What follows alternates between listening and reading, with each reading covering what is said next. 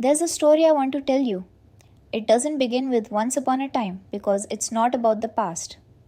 And it doesn't begin with someday because it's not about the future either. It begins now. In this very moment, the only place where reality is ever happening. And it's about you.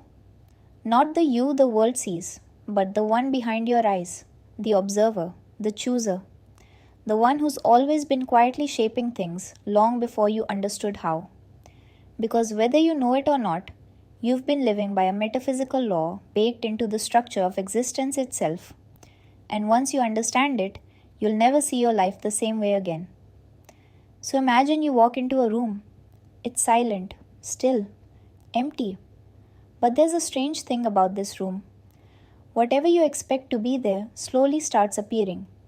If you expect warmth, the lights adjust, the walls soften. If you expect judgment, shadows creep in. If you expect chaos, the floor begins to tilt just slightly.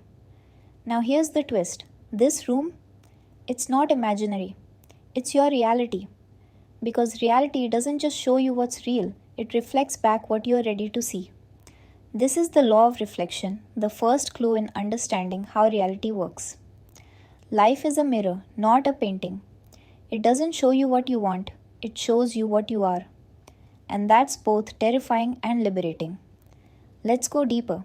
Most people think of reality as a fixed thing, a wall you run into, a chain of cause and effect. But modern physics and ancient wisdom say something very different. They say reality is more like a field, a vibrating, invisible sea of possibility, collapsing into form based on observation. In other words, consciousness doesn't just witness reality, it co-creates it. Think of it like this.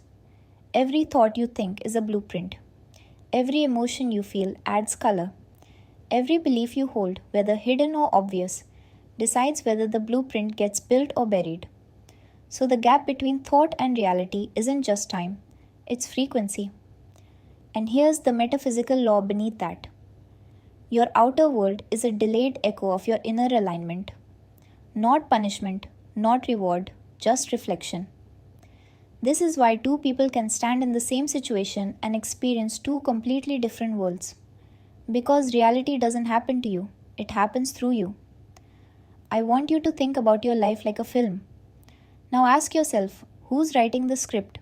Most of us think we are. But if you look closer, you'll find something else. That old fear of being seen, written by a moment in childhood.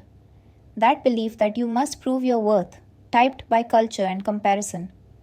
That quiet voice that says, not yet or you don't deserve it, whispered by generations before you. These are your subconscious programs, and they are incredibly loyal, even when they hurt you. Because to the subconscious, familiar equals safe.